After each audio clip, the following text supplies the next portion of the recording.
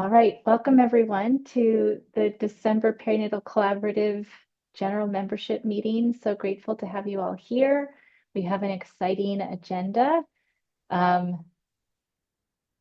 today, which includes two presentations, one from the state and one from the health department's lead prevention teams. We're going to really be able to dive into environmental health and environmental health exposures and how to protect parents and babies from lead exposure.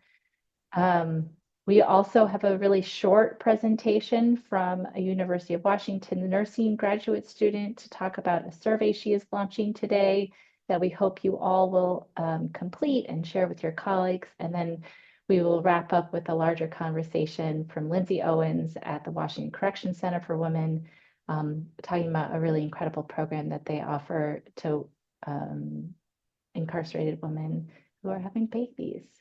And so just as a reminder, if you don't mind, please keep yourself muted unless that you are speaking. We have a great chat function that you are welcome to use to have a side conversation, ask questions.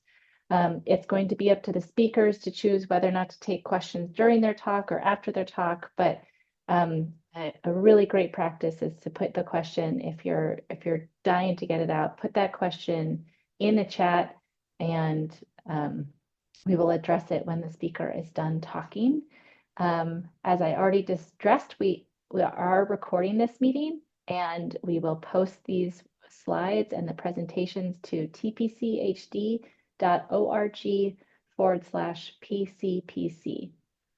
And last, you likely got this information because you are getting our notifications, but if you are new and someone forwarded this to you and you would like to be able to get more information about the Perinatal Collaborative in Pierce County, all of that information is at our website, tpchd.org/PCPC.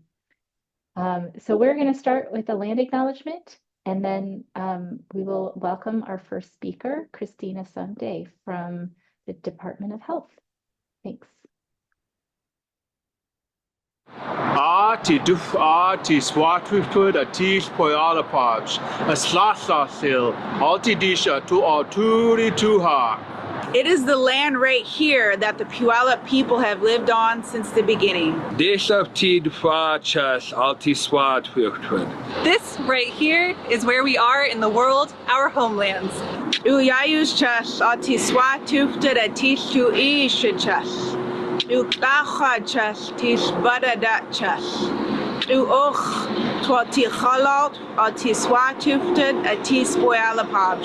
work on our ancestral lands. We raise our children who go to school on the land of the Puyallup people.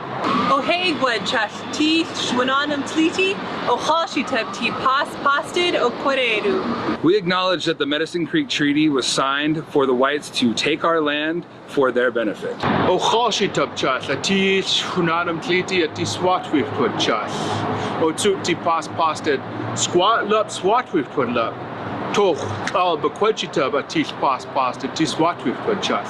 Land was assigned to our people. The Caucasians said, "This is your land," and they took that land from us too.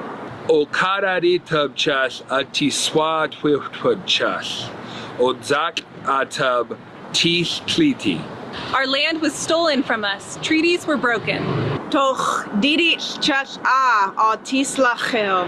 But we are still here today.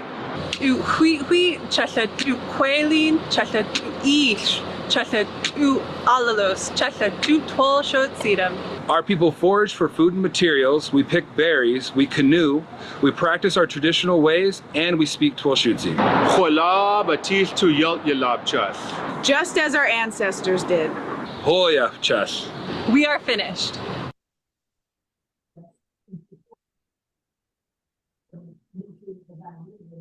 Thank you. So just one more reminder to please mute yourself unless you are speaking. And I would love to welcome Kristina Somday, and you are welcome to share your slides. Kristina Somday from the Washington State Department of Health.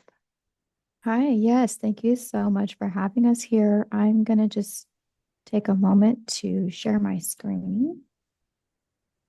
and make sure you all can see that. That looks perfect. Thank you so much. Great. Thank you. Yeah, thank you so much for inviting us to join you today. My name is Kristina Somday, and I'm the partnership coordinator here at the Childhood Lead Poisoning Prevention Program, or you may hear us refer to it as the CLIP. And I'm joined today also by my colleague and testing promotion coordinator, Renee Bailey. So today we will begin by giving a brief overview on who we are as a program, our structure, and some of the services that we offer with an emphasis on testing promotion. We're going to move into a review of what lead is and why we're still concerned with it, and then how we test for lead exposure and who should get tested. And then finally, we're going to leave you today with some resources and contacts and some time for questions. And again, as Jax mentioned, feel free to use that chat function for us to be able to come back and reference those questions if we need to. So the CLIP here at the Washington Department of Health is made up of a few units. Our team is the Child Lead Prevention and Response Team, and we have a few focuses. And one of them is testing promotion, which is centered around outreach and education for healthcare providers and families who are affected by lead exposure. We also have case investigation and responses when children have higher levels of lead exposure. And we provide technical assistance to local health jurisdictions who have the main responsibility of responding to those cases. And then also we track that data on a system called WDRS. Finally, we look to link prevention efforts across agencies through partnership. So what is lead? Lead is a naturally occurring metal that is found in the earth. There's also historical legacy lead left over from past industrial use in the environment that can cause risks. And we know there are measures we can take to reduce exposure as much as possible. But lead is still a concern because we know it's a neurotoxin, and we know there aren't any levels that are considered safe in the human body. Our program's focus, broadly speaking, is children under the age of 6 due to their sensitivity, due to the fact that they are at a stage in their life where they're exploring the world with hand-to-mouth behaviors and also by spending time on the floor. And so that increases their risk of dust and soil intake. And they also have the unique pathway of potential exposure during pregnancy and lactation. Some important factors to consider with lead is that children often don't show signs or symptoms, especially at lower levels of exposure. It does have a cumulative effect in the body, though, because it becomes stored in the bones and the teeth and the tissues of the body. Effects can depend on a lot of things like the age of the person, how much lead they've been exposed to, and for how long they've been exposed to that lead. Some of the health effects can be delayed puberty, decreases in hearing and postnatal growth, and many other adverse effects that you could see on this slide here. But one thing we want to highlight is potential effects to the brain and nervous system, which are still developing and can cause permanent damage. Even at lower levels, there's the potential for lowered cognitive performance, which can then lead to decreases in academic achievement, coupled with the potential for an increase in behavior or attention-related challenges. One interesting consideration is around nutrition, because lead mimics natural minerals like calcium and zinc, and it can bind to the neurons in the place of those minerals. And so that means that good nutrition can play an important protective factor against the uptake of lead in the body. Because they are growing so rapidly, children absorb about 4 to 5 times more than adults do. And typically that happens through ingestion.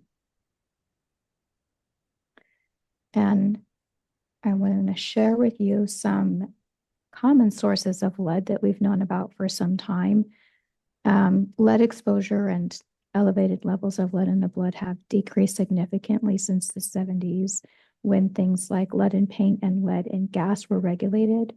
but we do still have some leftover sources in our environments that have been hard to identify and or hard to remove. And lead can also still exist in the manufacturing of consumer goods. So quickly going through the list here so that we have plenty of time to talk about testing. There is, of course, lead in paint and paint dust, and we think that that probably accounts for about 70% of elevated lead levels. Dirt and soil can be contaminated due to that paint or from industry. Water is a potential source, although a little bit less so. That can come from water itself or lead in service pipelines or the fixtures of those pipes.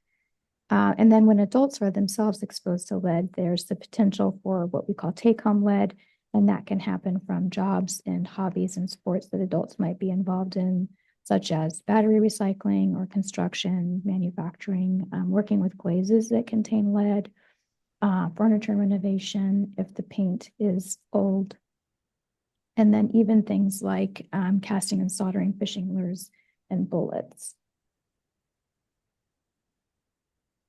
And we also know that there are some consumer products and goods that contain lead. One of those is cosmetics, and specifically one we know of for sure is eyeliner that can have high levels of lead. The one pictured here is what you might hear be called Kull or Surma. It also goes by other names depending on culture. Spices can sometimes contain lead. You may have heard of cinnamon recently. That's one example. And also traditional remedies may sometimes contain lead. The deep bowel cream that was discovered in Oregon recently is an example of that. And then also one that is probably the most worked on here at the moment is one that was recently discovered in the past few years of imported aluminum cookware, and that can contain high levels of lead as well. And finally, consumer jewelry and recalled toys can contain lead, and those are the ones that you would typically probably hear about through a recall from the Consumer Safety Product Commission. So because of these sources, we know that aside from young children in general, we also need to focus on communities more at risk due to the use of these products. A third way that we identify testing needs is from geographic location. This is a map that's found on our website, and this shows across the state where we know of the most risks due to location. So in the red line in the center of the state are soil and lands that are contaminated with lead arsenate pesticide that was used in former orchard land. In the orange and the yellow are soil that could be contaminated also due to former smelter plumes. And then in the purple shading across the state, this is a risk model that is based on the two highest risk factors that we know of. And that is where old housing stock, because of the old paint, and lower incomes are combined. So the darkest purple shades in this map show where there's the highest risk from those two factors. So this is a really useful tool for anybody who wants to research their own area or just kind of get an idea of where the higher risk areas are due to location. And I'm going to pass it at this point to Renee, who will talk to us more about testing in Washington. And thanks again for having us. We're happy to be here. Go ahead and switch to the next slide. And then one more, please. Awesome. Okay, so I'm going to first touch base a little bit on our program, a closer look at our program's testing promotion activities. So we have what's called a statewide screening, testing, and reporting plan, and like Kristina highlighted earlier, a lot of this plan focuses on both provider and family education and outreach. So this includes developing training and education for providers. Specifically, we have a contract with the Pediatric Environmental Health Specialty Unit that's a part of UW to help with presenting at grand rounds and developing training videos and materials. And then we're also working really closely with the Healthcare Authority to promote Medicaid testing requirements. And at the moment, we are in production of providing a provider toolkit and provider quick guide, and also just a toolkit in general for local health jurisdictions to use within their own testing promotion strategies as they do their own efforts in educating both their communities and the providers within their jurisdiction. And then we really like to highlight also our testing promotion partnerships, specifically with WIC offices, the Children and Youth with Special Healthcare Needs, different chapters of the American Academy of Pediatrics and Academy of Family Physicians. And then very much want to highlight our agency's Refugee and Immigrant Health Program. They do a ton of work with lead prevention efforts as well.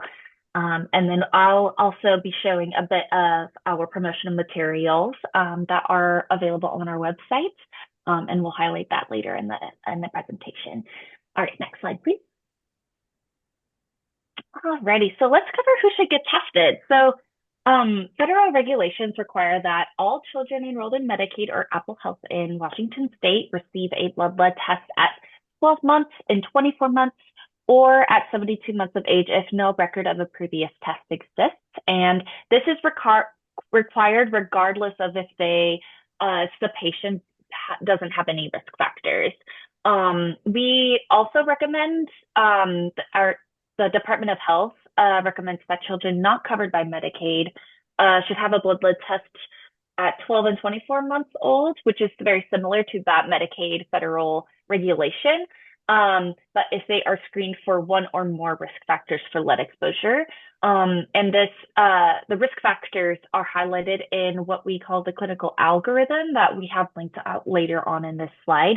And the clinical algorithm goes over the risk factors to ask the family for potential sources of lead exposure, and just should be used anytime there is a question about whether to get a child tested. And it also covers some follow-up testing guidelines as well. And these age ranges, like for testing recommendations, coincide with the age children are mobile, exploring their environment, and exhibiting more hand-to-mouth behavior. And then another community we encourage getting blood lead tests are newly arrived refugee and immigrant children, 16 years and younger. This is actually a required test that's conducted and included within the Washington State's domestic medical screening guidelines. So if that is also a requirement, but we do still like to highlight that. And then finally, people who are pregnant or lactating and may have been exposed to lead should also get a blood lead test as well. Next slide, please. All right, so there are two main testing methods for blood lead testing, venous and capillary. Venous blood lead sample is considered diagnostic and is the gold standard because it doesn't require a confirmatory test result due to its more reliable testing method. The capillary method, on the other hand, is most often conducted using a point of care machine that can be used in the clinic or community setting. And this makes it a much more easier and accessible testing method, as it has a quicker turnaround for getting test results same day at the appointment. However, it only has a limited detection of 3.3 micrograms per deciliter and is less reliable because it is more prone to false positive results due to contamination during the sampling process. So because of this caveat, if a capillary test result is 5 micrograms per deciliter or greater, that child needs a confirmatory test to confirm the lead levels. And the confirmatory test, we recommend having a venous draw recommended for all follow-up, and but a capillary sample within 12 weeks of that initial blood lead test can also confirm that level. So all in all, it is critical. We just encourage families and providers to get a confirmatory test so that the provider and the local health jurisdiction can provide the appropriate resources to confirm that confirmed blood lead level. Next slide, please. All right, so blood test reporting. When clinics or other medical facilities such as Head Starts use a lead care point of care device, they are considered a lab and are required under the state to report to the Department of Health.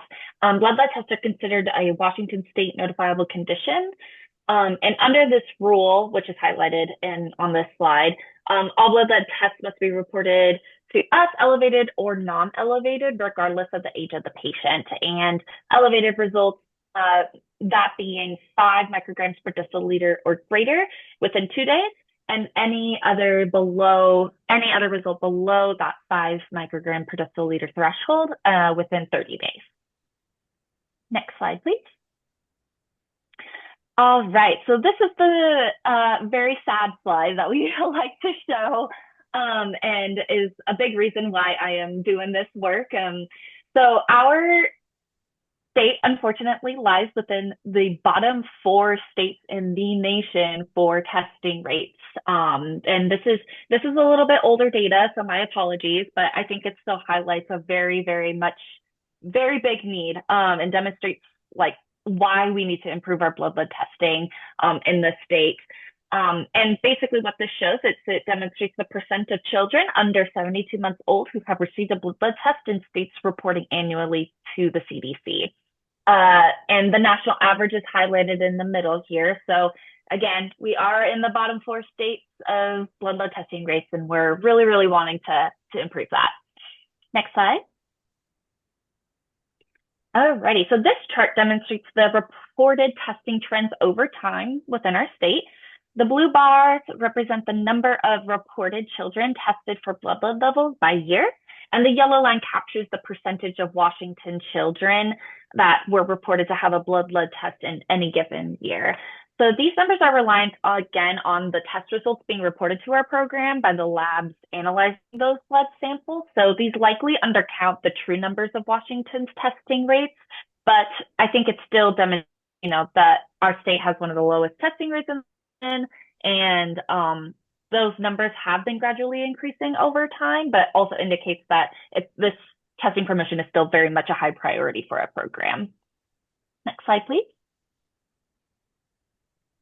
And this slide here, this last data graph illustrates the elevated blood level rates, which is defined again by 5 micrograms per deciliter or greater in our state for children under 72 months old. And this ranges all the way back from 2014 to 2023. The blue bars represent the total number of reported blood levels between 5 and 9.99 micrograms per deciliter, with a dark teal bar representing the reported blood levels at 10 or above. And then the yellow line demonstrates the elevated blood level rate in the state has changed over the years. And the main takeaway for this one here is that while the numbers of elevated tests are increasing, the percentage of tests that are elevated has been slowly decreasing over the years, which is a good thing. Next slide, please. Alrighty, so what do we do when we get these test results back? So each county has jurisdiction over the elevated blood level response for its residents, and much of their response depends on their capacity, the resources available to them, the training that they had, and just overall funding to provide those services. So because of this, response definitely varies across the state. However, local health response can include telephone contact, telephone interviews, a home assessment, environmental sampling, things like that. With that, DOH provides technical assistance and can conduct response to elevated blood level cases at local health request. And we try to support in any way we can. And the goals of this response is really to identify likely sources of blood exposure, provide education on reducing exposure, encouraging follow-up blood testing, and connecting families to appropriate resources. Next slide, please. All right, so there are specific considerations we'd like to highlight for pregnant and lactating people. So if a person has had high lead levels in the past, some of that lead is stored in the bones and soft tissues, and that can release back into the bloodstream at this time. Lead can also pass through the placenta and into breast milk. And this can be dangerous because lead is in the blood during pregnancy can increase risk for miscarriage, cause the baby to be born too early or too small, affect the baby's brain, kidneys, and nervous system, and cause the child to potentially have learning or behavioral problems. But we also want to highlight too, it's important to remember that there are preventative measures that can be taken. And and that lead exposures do not always result in these serious outcomes. So this isn't always going to be the case for every single pregnant or lactating person. That it's all very dependent and very individual on a case-by-case basis. Next slide, please. So testing during pregnancy and lactation, the CDC recommends for people who are pregnant or lactating to continue breastfeeding for levels if the blood levels are less than 40 micrograms per deciliter, 5, and to continue to monitor that the levels are coming down. And at these levels, it actually considered more beneficial to the baby to continue breastfeeding. However, if levels are higher than 40 micrograms per deciliter or 5 for the baby, then pumping and discarding is recommended. And if babies are formula fed and there is lead in the water pipes or fixtures, if an investigation is performed or home sampling is done, a best practice then is to just run the water for 30 to 60 seconds before mixing it with formula, and to use only cold water, as hot water is known to leach more lead. Next slide, please. Alrighty, so developmental considerations for children exposed to lead is that they just need extra support to grow and thrive, and we know that there are things that we can do to help influence that development of a child. So early learning programs and other services for children have recognized the power of approaching potential cognitive and behavioral problems within a multifaceted approach, involving professional services and family members in collaboration with each other, just ensuring a nutritious diet and plenty of cognitive and social enrichment for the child. And that multifaceted approach can include a number of these things shown on the screen here. Definitely want to highlight again that nutritious diet rich in calcium, iron, and vitamin C can be really, really impactful, as well as just referrals to services, including developmental screening. Next slide, please. All right, so what can you do? We really need your help in improving our testing rates in Washington State. We'd love to engage with you. Happy to connect with any of you to kind of just discuss what you can do at a local level and get more involved. What we really want to highlight is to just encourage testing in alignment with the federal Medicaid requirements, because it is a requirement, and just a lot of providers just don't know that is a requirement within their practice. And another thing too is just to help us raise awareness, particularly among healthcare providers, that children in Washington are still being exposed to lead, and it's not just an East Coast problem. And yeah, so please feel free to contact us to learn more about childhood lead poisoning prevention efforts in your community. And our website is linked also for general information on lead prevention suggestions. Next slide.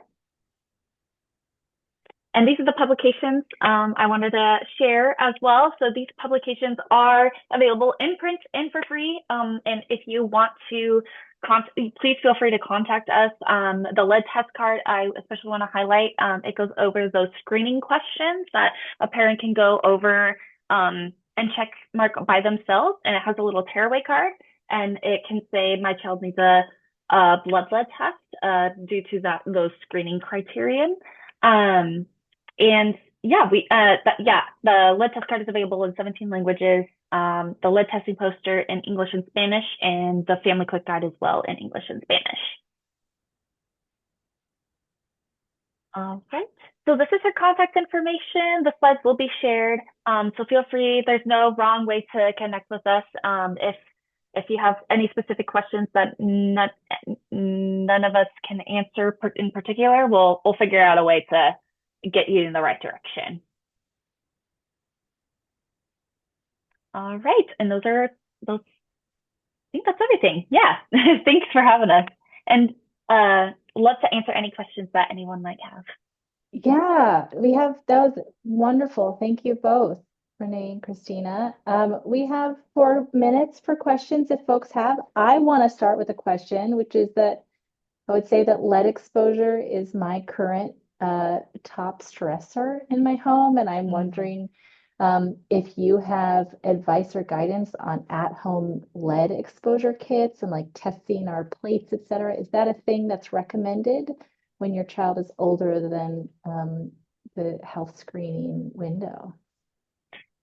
Yeah, that's a great question. I think big things to consider is, yeah, the age of your home, to just potential, and also that map that Kristina had showed, I'm sure you might be aware of that Tacoma smelter plume and the potential of lead in soil.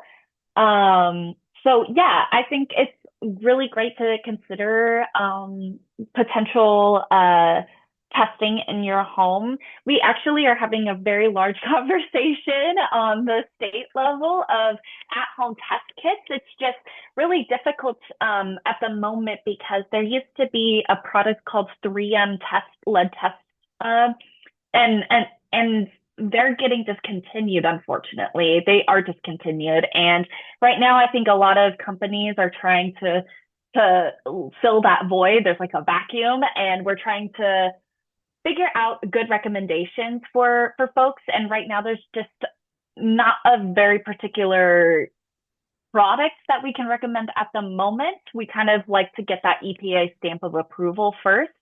But there are plenty available online, and I can't say we recommend them necessarily because of the accuracy component, and there's still some testing, and we're working with our toxicology program and to ask some questions about what we can and can't recommend. And happy to follow up when we learn a little bit more about that. But in the meantime, there are, unfortunately, a lot more spendy options, which is consulting with or contracting with a contractor that can do that lead assessment for homes.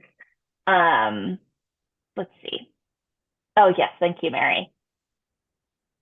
Yeah. So yeah, there are those preventative ways too in the meantime. But yeah, that's a really great question. And it's always such a difficult question to answer. Thank you. Any other questions from anyone here?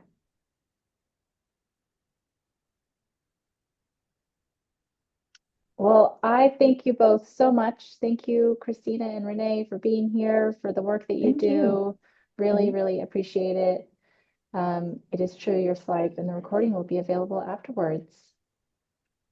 So thank you for being here, and please feel free to stick around. Our next presenters are Kathleen Ross and Elodia Andres Cornelio from the Health Department at Tacoma-Pierce. That will be talking about our local work around lead prevention poisoning. So you all are here and welcome to take over sharing your slides, and Kendra has a backup if you need it. Okay, awesome. Good morning, everyone. Let me see if I can get my slide shared.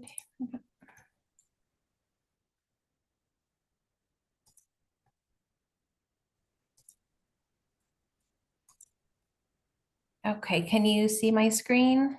Yes, I can't see your face if you're Okay. Let's see here.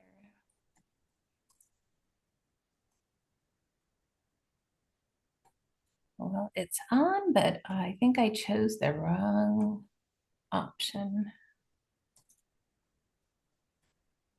okay. It almost looks like the slider is over your camera. How's that? That's perfect. Hello. Awesome. And Good your morning. slides are good to go. Thank you both for being here. I appreciate Great. you. Hi. Yeah, I'm Kathy Ross. I'm a health promotion coordinator here at Tacoma-Pierce County Health Department. And Elodia, do you want to come on camera and say a quick hello?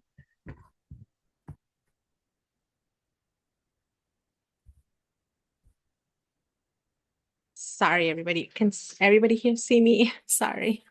Wonderful. I don't know if you guys can see me. Hi everybody, Yes. my name is Elodia Andres and I'm work here at the Tacoma-Pierce County Health Department in the lead prevention program. Great.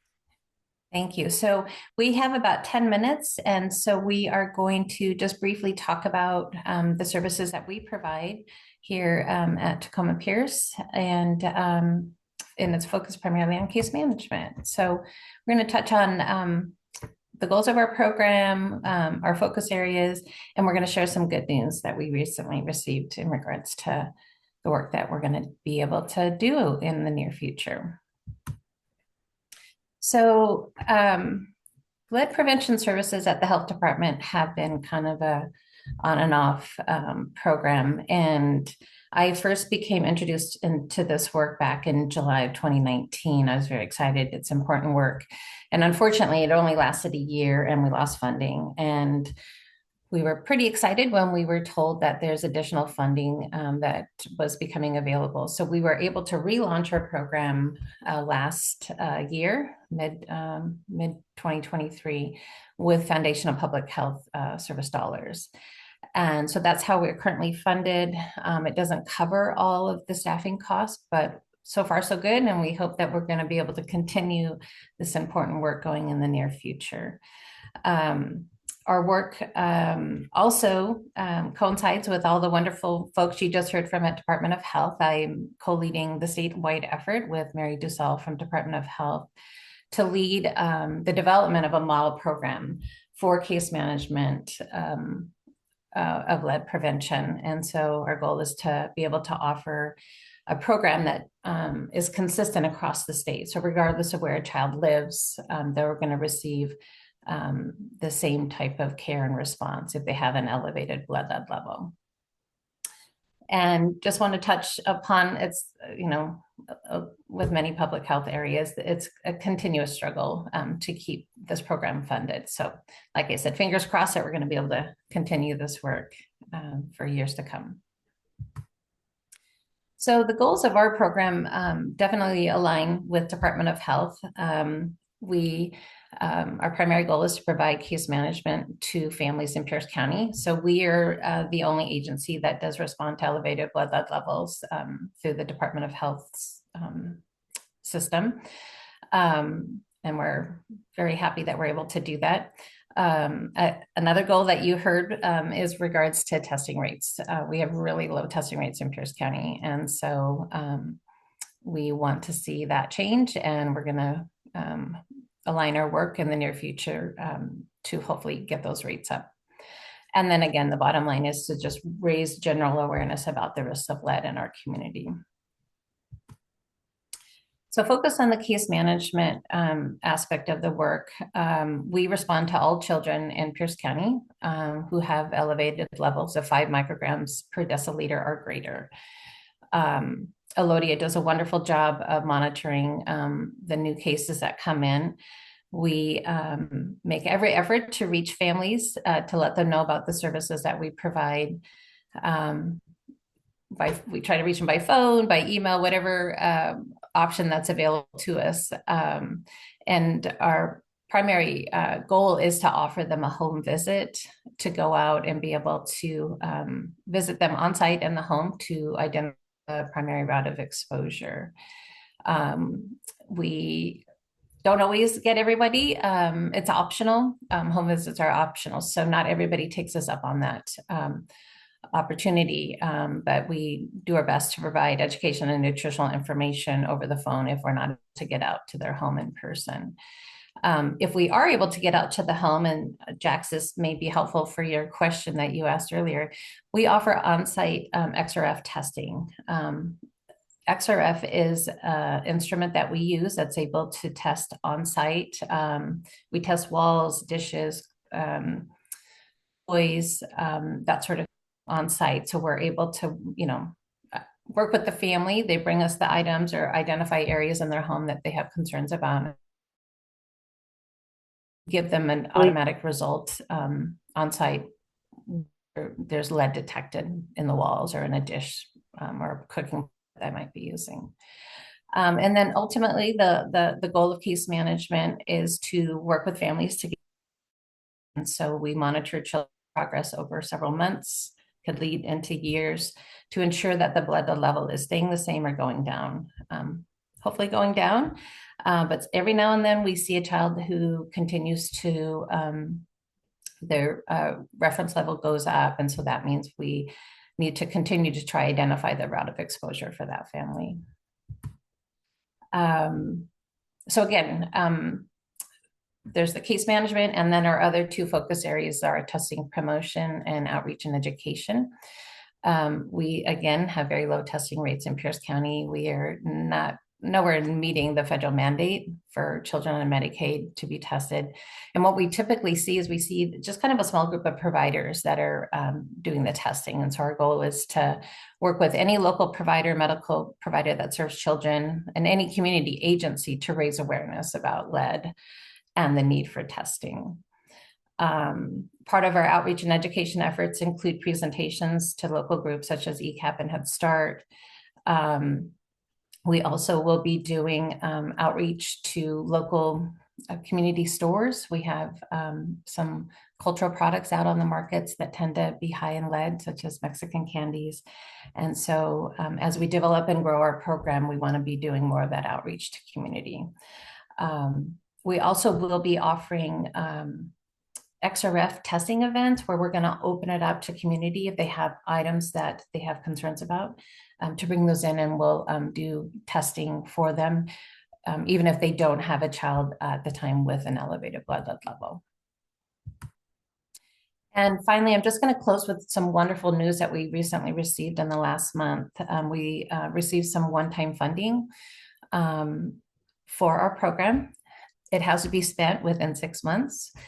So we're going to be very, very busy, but our goal is to spend that money in these areas. We want to improve our data collection process. So we're out in working with families, just gathering better information about who we're serving and what communities have, the biggest needs.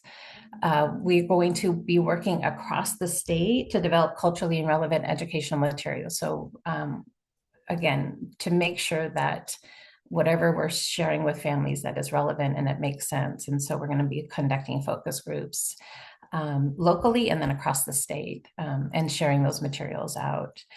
And this one's very exciting. We're going to be able to offer a dishware and cooking pot exchange. So when we're out doing home visits and we're testing, we do a lot of testing of dishes and cooking pots. And it's really challenging when we identify that many of the pots and dishes that the families are using are contaminated with lead. And so we ask families to please stop using those. And in many cases, families do not have the financial capability to purchase new items. And so it's really hard to leave a home visit telling them to not use these things and then not be able to offer them something in exchange. And this is where this funding, we've been authorized to be able to purchase dishware and cooking pots and offer those to families that have contaminated items in their home. And I guess our ask is, if you have any groups that you want presentations to, or have any community events coming up that you think would make sense and would be a good fit for us to get this information out, please reach out to us, and we're going to see what we can do to meet those needs. And again, it's got to be done by June 2025. So it's exciting, and hopefully we'll be able to do all this good work. So I think my time is up. So Elodia, let me know, dear, if I've missed any areas that we should have covered. No, I think you did. You covered everything, Kathy. You did great. Thank you.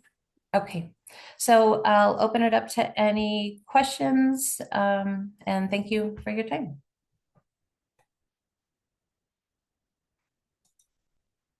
Thank you so much, Kathy. Do we have time for one question?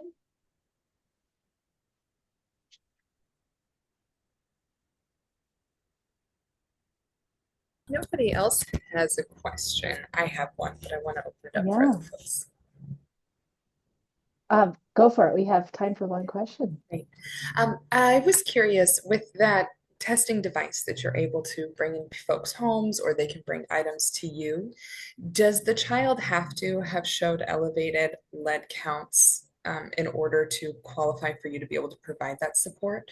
Or can anyone in the community contact you and ask that you come out and do some testing for them? So right now, because we're such a small staff, it's just Elodia and I, we are only responding to children who have been identified with an elevated blood level.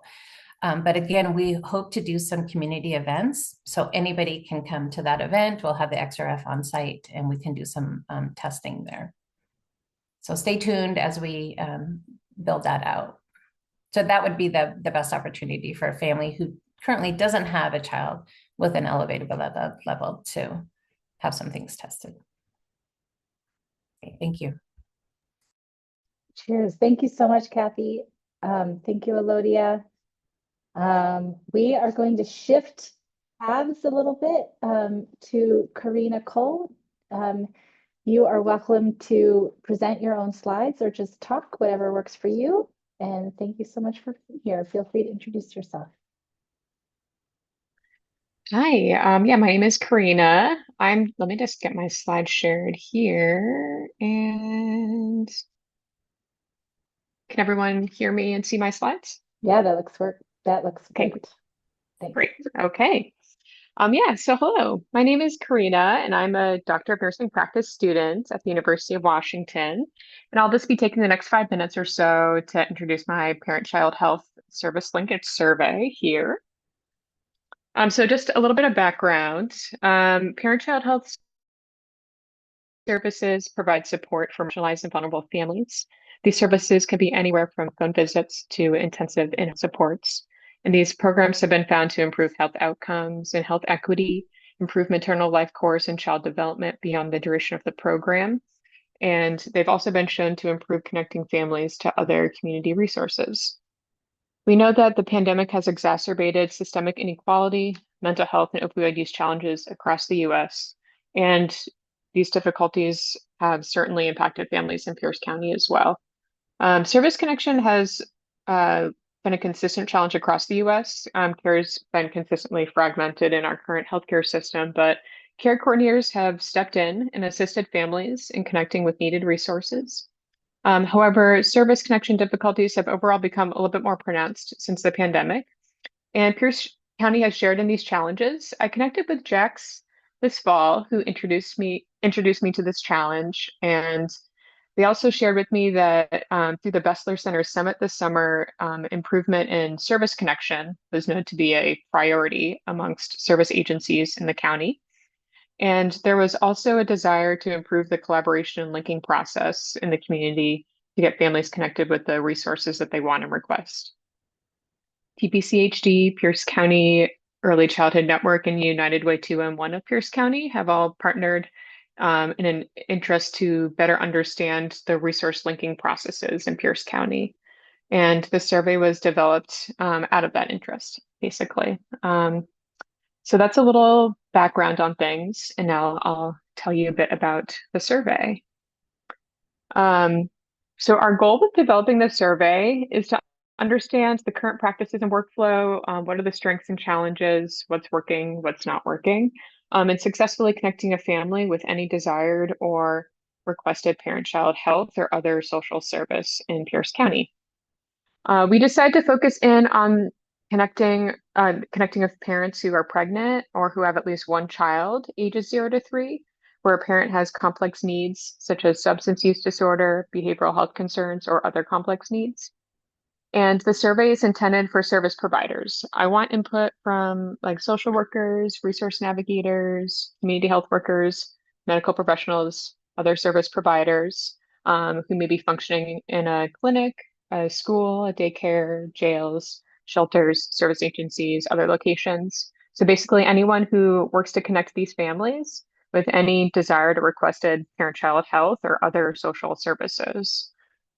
And yeah, so next I'll be telling you a little bit about what we're going to be asking folks. So here are some example topics I'm asking service providers when they support a family with young children where a parent has a complex need. I'll be asking them which tools or processes are the most helpful connecting a family to a parent-child health or other social service. be asking them what challenges did they experience in the process of identifying the right service for a family, and what challenges they experience in linking families once the service has been identified. And also, what resources, if any, are the most challenging to link families to in the county. And I'll be asking if there's any suggestions for improvements to make it easier to connect families to any social services in Pierce County, and if there's any helpful practices they're doing that they think others should be doing. And I'm hoping we get some good insight into what's working well, what's not working, and get some good ideas for how to improve our current systems. So how will we use the survey results?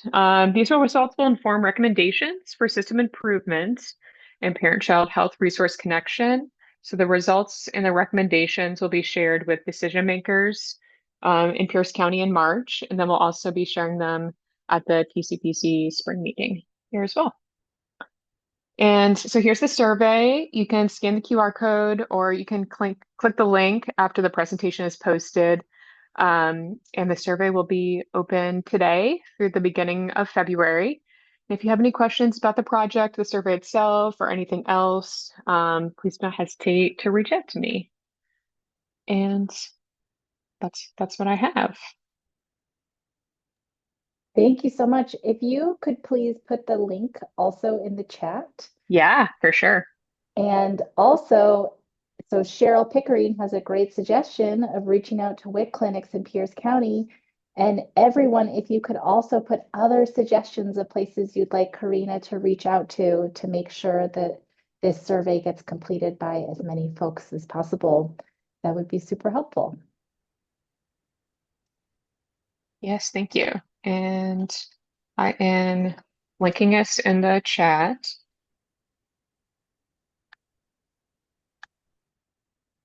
Just looking through other comments here.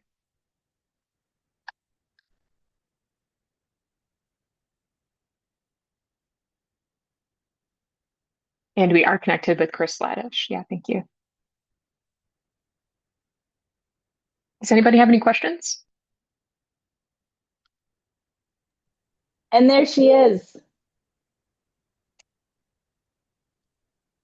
For those who don't know, Chris Laddish has joined the board of the Perinatal Collaborative, and we're so lucky. Chris, do you want to add anything?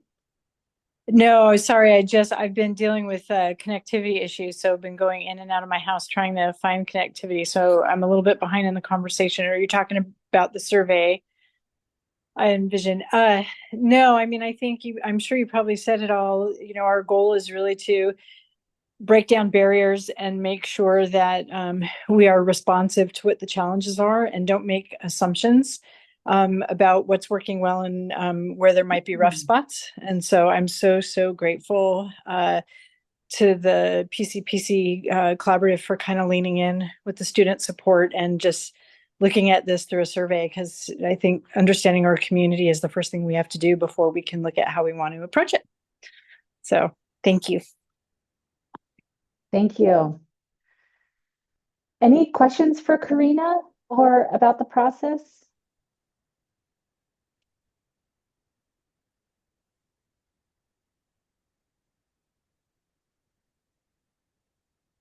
All right. Well, the link to the survey is in the chat.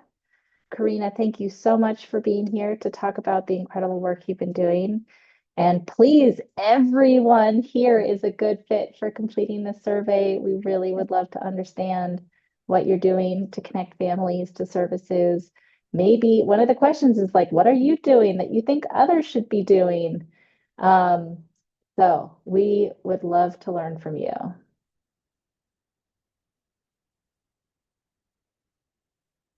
So thank you, Karina. Thank you, Chris. We are going to transition to our last presenter today, who is Lindsay Owens from the Washington Correction Center for Women.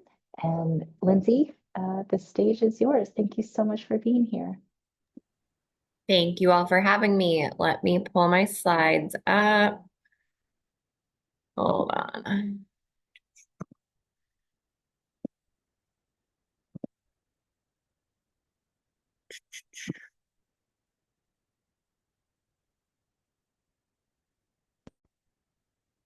Oh, there we go. Looks Okay. great. Okay, cool. Thank you. Thank you. All right. Like Jack said, I'm Lindsay Owens. And I am gonna just share a little bit about the Early Head Start Center and the residential parenting program out at the Women's Correction Center for Washington.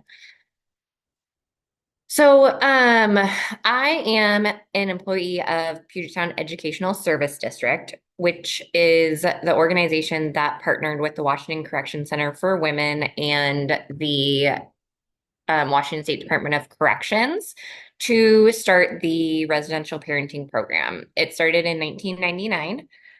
And we at PSESD are the Early Head Start grantee. And so we fund and oversee the Early Head Start Center inside the facility. And then the Department of Corrections oversees the prison, the RPP, residential parenting program participants, the living unit, and the staff at the correctional facility.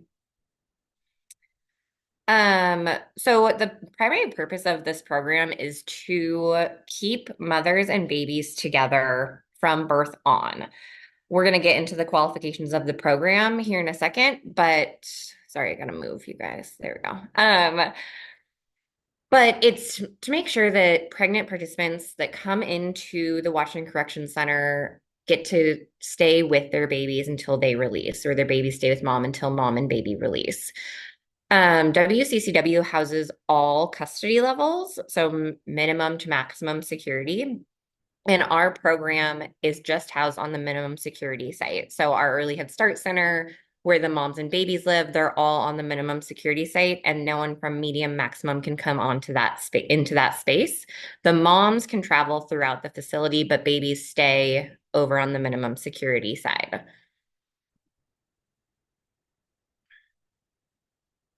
So the selection process and qualifications, whoa, sorry, everybody. Women can qualify if they arrive to our facility pregnant. The only caveat to that is that we do take women that are incarcerated in the Federal Bureau of Prisons. So they can apply, and they would apply before they come to Washington Correction Center for Women and get into the program that way. Anyone in the state of Washington that has to show up pregnant before they can apply. When they get to our receiving unit, they get an application once the counselors find out that they're pregnant. And then once they're classified as minimum custody, Counselor Larry Ball reviews their application, and he can move them on to our panel interview. So the biggest qualifications are, again, minimum custody, no violent crimes, no crimes against children, have an acceptable CPS history. There are a lot of gray areas in that one. And then the biggest thing is having a release date 30 months from their due date. So for Early Head Start, we can keep the kiddos in our program until they're 2.5. So that's when the mom and baby have to be released. That sounds really short, but it actually, with all the kind of other things that we have going on for the moms, it kind of extends our timeline. So they get good time taken off, a percentage of their time taken off right when they come in.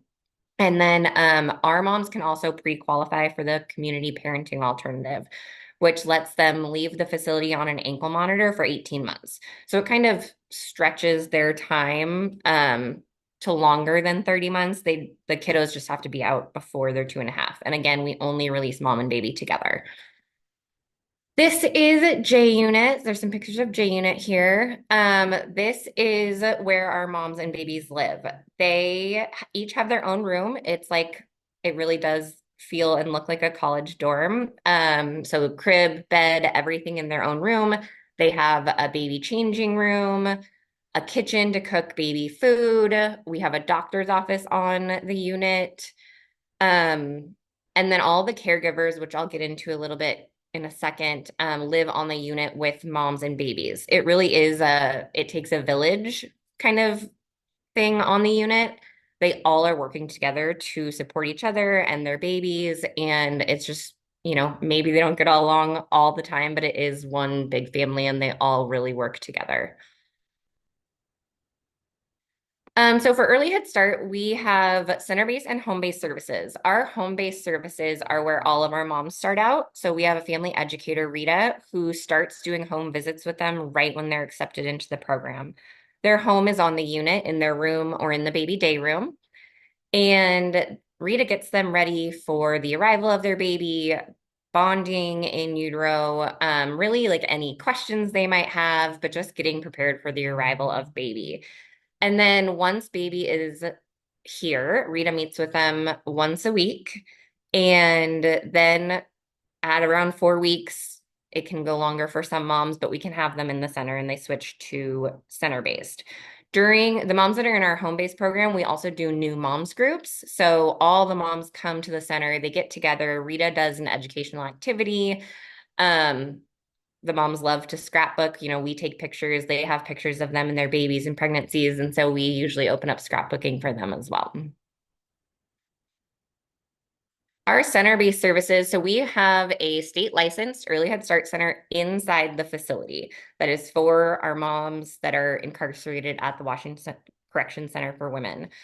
They treat it just like any community daycare. So when mom has to go to school, work, whatever programming they might be into, they drop their kiddo off with us and pick them up at the end of their day.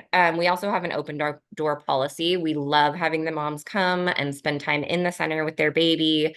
We are modeling respectful caregiving, which is huge. Even though some of these moms might have children out in the community, this could be their first time parent actually getting to parent their child. And so we are modeling how to do that. And the moms that I've had since being there for the last almost 3 years, love spending time and learning from our lead teacher, Sonia, in the center, and Rita and I.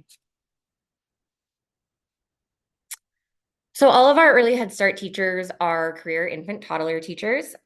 We have one lead teacher currently, Sonia, and she's fantastic. So she plans developmentally appropriate activities for each baby and also meets with the moms to talk about, their goals for their baby, where they are developmentally, and just kind of so we're all on the same page. And then back to the RPP caregivers. So the caregivers are other incarcerated women that volunteer to be caregivers on the unit. They go through a really stringent screening process. And then Rita gives them a caregiver orientation, which does include infant child CPR. And then all the officers at the facility are also trained in infant child CPR. And this is an unpaid position. They volunteer their time. And so when, the center is closed or maybe it's after hours and mom has to go to an appointment, they can choose a caregiver to watch their child. And again, it's this wonderful village that the caregivers are super involved. We let them come to the center occasionally. And they, will pick up and drop off if they need to as well. But it's a really wonderful opportunity for the other women at the facility. So we have a doctor's office on site and our pediatrician comes once a month. So we partner with a hospital in Tacoma, St. Joe's, and that's where they deliver. And then on site, they have a midwife at the prison. And then all pediatric care is provided on J unit. If they have to go out for an emergency room visit, the moms get to go with the babies to do that. They just call the nurse and the Department of Corrections sets up transport to the ER. And again, mom and baby get to go together.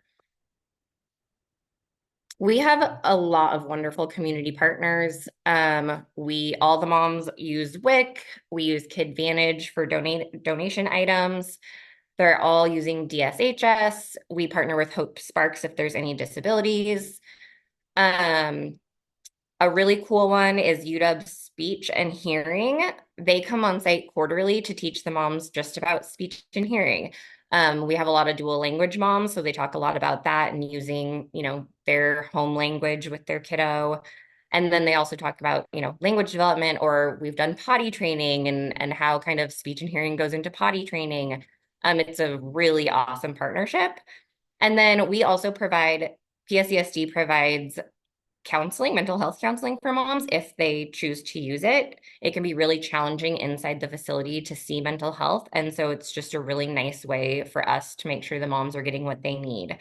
And then they can continue that with, if they release to Pierce County, they can continue seeing our mental health counselor once they release as well. And then, like I said, St. Joe's Medical Center is where they give birth, and the pediatrician comes for Harbor Pediatrics. Here's my contact info. And then when this is posted, there's a link to a really awesome video about our program with interviews with moms and babies that are in the center and inside the facility. And if anyone has any questions, I will take those now.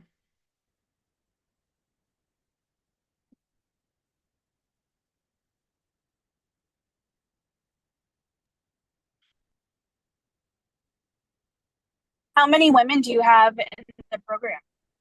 We currently have 5 women.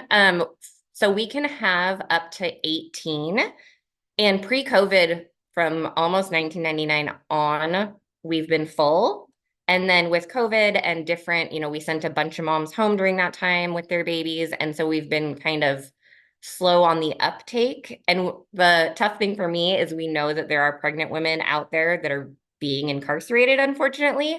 So trying to get them educated and get them to our program where they can apply has been an interesting challenge.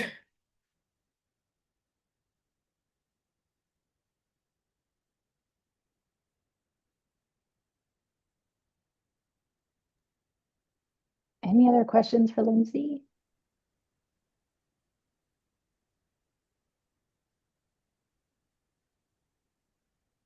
Well, thank you all so much for having me.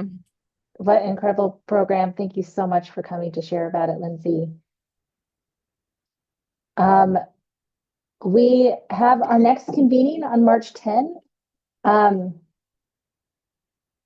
Kendra, I'm sorry, aren't we extending that to 2 p.m.? Oh goodness, you're right. That is till 2 o'clock. Thanks for catching that. No problem. We are going to do a special thing for our next meeting, in that we are going to extend the meeting a half an hour so that we have more time for Karina Kull to share the findings from the survey that you all will take. And we thank you all for taking. And so please plan for that our next meeting on March 10 will be till 2 p.m. Also, we really love your feedback on how to make these meetings more meaningful. We've had such incredible speakers as of late, and would love to keep being able to feature the folks that you're working with that are doing incredible work in the county so that we can all learn from it and know how to connect our families to it.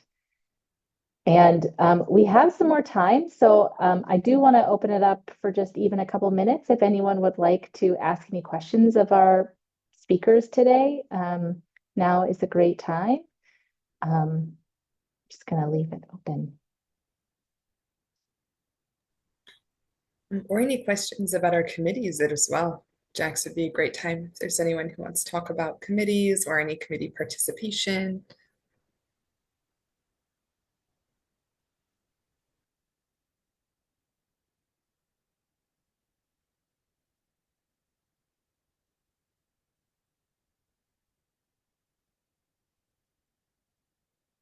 All right, well, we appreciate you all. The link to the video will be at tpchd.org/PCPC. Oh, sorry, that Lindsay shared at the end. Lindsay, do you mind putting the link to that in the chat, please? Yes, 1 second. I will do that. Thank you.